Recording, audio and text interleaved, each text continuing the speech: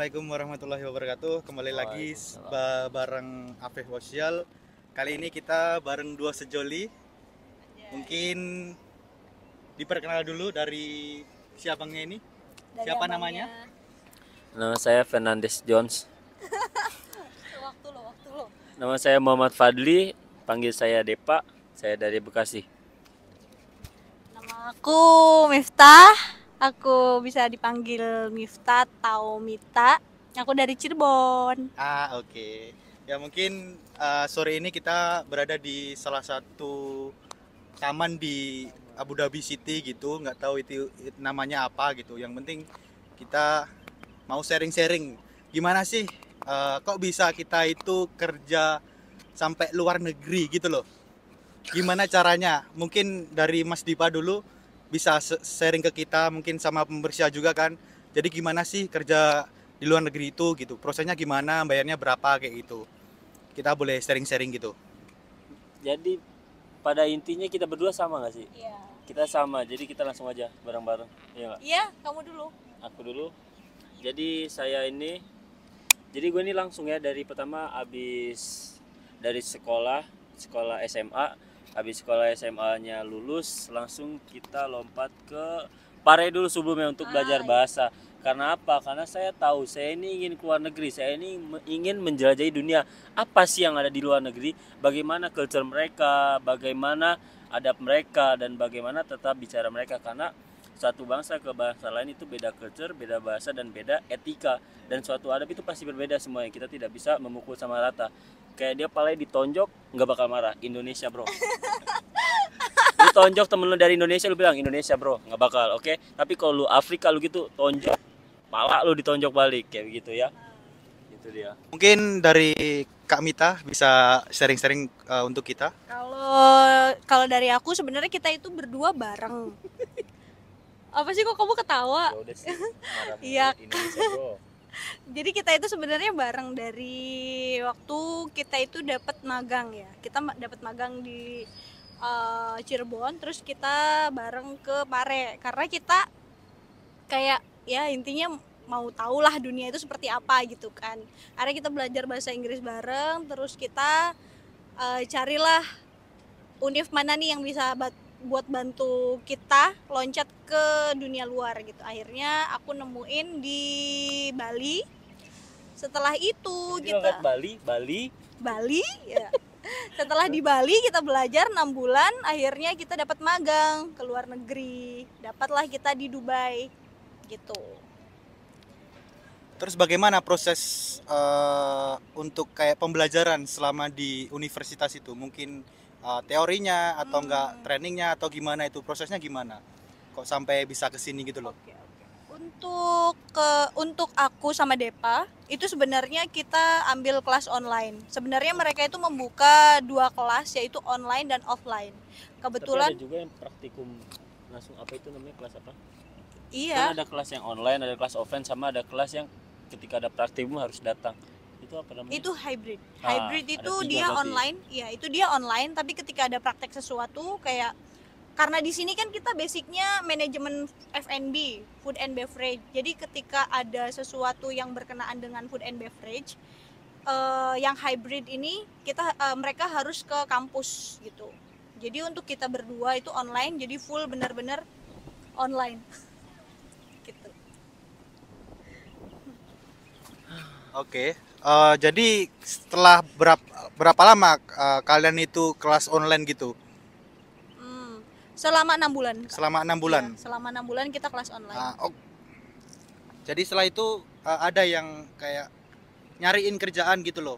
Entah itu di luar negeri atau enggak di dalam negeri gitu. Gimana itu caranya? Prosesnya itu gimana? Sebenarnya kalau misalnya proses untuk magang ke luar negeri itu semuanya udah diproses sama universitas. Jadi kita istilahnya tahu jadi aja. Tahu kita bayar, kita belajar, mereka yang bakal ngurus semua kayak gitu. Nah, nanti setelah itu ada pilihan kan nanti semuanya itu ada pilihan ketika kita udah kelar ujian, pokoknya kan ujian udah kelar, semuanya udah kelar, nanti dari dosen kita ataupun dari siapa nanti pengurus kita, nanti mereka bakal kasih pilihan mau magang di negara mana, gitu. Nanti tinggal kita pilih yang ada aja, jangan ketika pilihan di sana ada Turki, Australia, ada Jepang, kamu milih Indonesia, jangan gitu ya. Kamu tuh harus dipakai lagi otak sama hatinya. Jadi kayak begitu. Kemarin itu kita pilihan kita di mana aja? Pertama itu ada Turki, Enggak ada. ada Ada Malaysia, Malaysia, Dubai, Qatar. Nah, ini dia ada 3 ini. Dan Qatar itu karena lagi zaman-zamannya FIFA. FIFA, Pegang iya. satu apa? Lagi zaman-zamannya FIFA. Jadi mereka Piala Dunia. Oh, iya, makanya kayak gitulah. Ya udah. Jadi mereka yang ke sana agak ke pending. Kita yang ke Dubai itu tepat waktu lah gitu. Jadi visa kelar kita berangkat. Kalau yang ke Qatar kemarin karena ada FIFA World ya, itu mereka ke pending gitu. Gimana kita bisa sampai keterima di Dubai? Ya itu, kalau misalnya menurutku itu kuncinya bahasa. Karena apa? Pertama itu di interview dari manajernya langsung. Manajerku, aku punya manajer, dan kita langsung di interviewnya lewat Zoom. Ya. Kalau nggak Zoom, Google Meet, depend sih kayak begitu. Dan ketika kita, kalau misalnya interview udah lolos, Bismillah, yakin, pede, ngomong lancar, nggak caci-caci, langsung tag nih offer letter, lu berangkat gitu. Tapi nggak segampang itu, kita harus nunggu juga. Itulah menunggu ini loh yang paling berat. Kita kemarin nunggunya 3 bulan ya. Ya, nunggu Kemarin 3 kita bulan. Nah, seperti itu.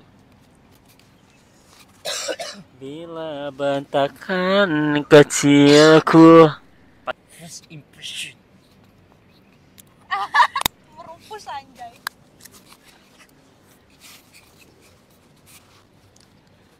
Terus gimana kalian itu first impressionnya ketika kamu menginjakan kaki di mungkin di Dubai ya, pertama kalian mungkin kerja gitu di luar negeri gitu? Kalau dari aku first impressionnya tentu shock ya, sebenarnya shock karena kita baru pertama kali terjun ke luar negeri. Aku belum pernah ke luar negeri selain ke Dubai. Dan di Dubai itu jujurly mereka itu kayak hedon. Jadi kayak aku aja ke mall itu kayak kayak terkaget gitu.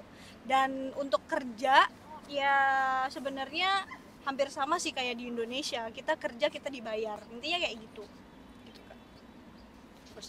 First impression aku pasti nggak enak, nggak mau lagi kayak begitu untuk anak baru. Karena apa? Pertama-tama kita nggak kenal apapun, nggak kenal siapapun, dan kita nggak tahu ini apa, makannya ini gimana, kayak gitu.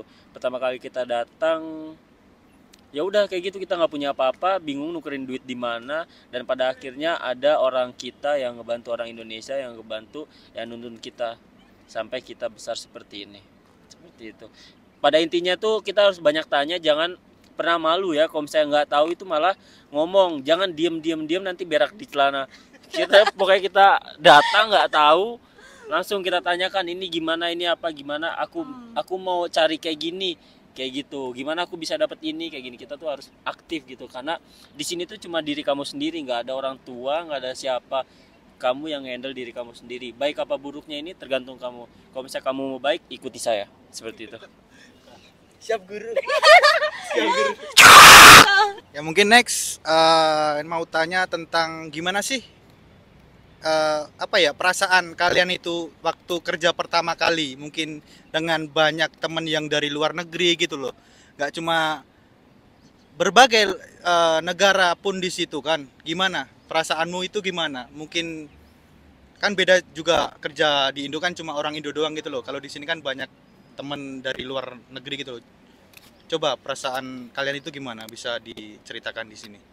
Pertama kali aku nginjek lantai ke hotelku di Dubai ini, pertama kita masih bingung sih ya, mana tempat, mana ini. Sama seperti tadi aku bilang, kita masih nggak tahu apa-apa, namanya anak baru di luar negeri pasti, dan dimana bahasa kita tuh nggak terlalu fluent ya, tapi kalau misalnya di komunikasi at least nggak ngangong-ngangong gitu ya, at least kita bisa, tapi kita nggak terlalu fluent, ya nggak apa-apa lah kayak begitu kan. Seiring berjalannya waktu kita adaptasi. Hari-hari pertama mungkin banyak yang namanya cekcok, itu maklum ya. Pertama mungkin keterbatasan bahasa kita, dan juga bedanya pemikiran antara bangsa kita dengan bangsa yang lain gitu, karena memang beda-beda culture gitu. Beda, kita yang maksud A pasti mereka anggap B, ada aja yang kayak gitu, karena kita tuh beda-beda pikiran. Jadi seperti itu. Jadi apapun itu kita harus komunikasi sih, at least komunikasi kalian harus bagus kayak begitu. biar kalian itu tahu segala-galanya gitu, karena tanpa komunikasi itu nggak bisa. Language is everything, you know, everything without language it's nothing. Cuma Syuhada. kalau untuk aku itu first impressionnya iya sih, kayak aku bingung, aku baru pertama kali kerja, aku baru pertama kali nginjak dunia pekerjaan gitu kan. Aku kayak kaget, yang dimana aku biasanya di rumah itu bangun siang, bangun terserah aku. Dan Curhat nih, sekarang curhat. iya, Curhat, dan curhat. sekarang di dunia pekerjaan aku harus bangun pagi, harus bangun, harus kerja sampai malam, pokoknya ya harus siap dengan segalanya. Itu sih yang menurut aku emang berat waktu pertama-tama kali gitu. Belum disuruh asisten manajer untuk extend, ini yang paling Iya itu sih kayak ya itulah. Ya itulah wajar lah. inilah pengalaman ini loh. Iya. Ya itulah Kenapa? pengabdian ke company gitu Itu loh. dia kenapa asisten manajer kita itu selalu nyuruh kita extend 1 jam 2 jam. Itu apa, bahwasannya asisten manajer itu kita tuh sayang pada kita. Ini loh nak, pengalaman tuh kayak gini, ini loh pembelajaran itu loh di sini gitu. Kalian tuh nggak bisa namanya, kalian anak magang sini didotin, dikasih susu, enggak. Itu asisten manajer yang baik kayak begitu. Aku suka asisten manajer gue dulu. Coba di tag, anjing. namanya siapa toh? Namanya siapa di Iya, tag? Ada di sini. Nanti Di tag. tolong dihujat IG-nya. Oke, siap. Terus kira-kira kalau kerja di luar negeri itu berapa sih nilai apa ya? Apa salary-nya itu berapa digit gitu loh? Kita bisa comparein sama di Indo gitu. Mungkin buat bisa beli buat tanah atau rumah atau enggak mobil gitu loh. Mungkin bisa di-share digit aja, nggak usah nominal aslinya gitu loh. Jadi semua orang itu biar tahu gitu loh. Kalau misalnya nih, aku dulu deh. Bismillahirrahmanirrahim. Ini kalau jujur ya, kalau misalnya magang kita nggak begitu besar ya kalau magang. Karena apa? Magang di Indo, setahu magang di Indo nggak dapat juga kan ya? Nggak dapat, Nah. cuma uang bensin. Uang bensin aja. Uang bensin paling berapa sih kayak gitu kan? Kalau magang nggak begitu besar, karena apa? Di Indonesia juga magang, bahkan ada yang malah bayar ya kan kalau magang di Indo. Kalau di luar negeri kita ilmu dapet, pengalaman dapet, apalagi semuanya dapet, dan duit juga walaupun nggak banyak, at least kita bisa makan di sini seperti itu.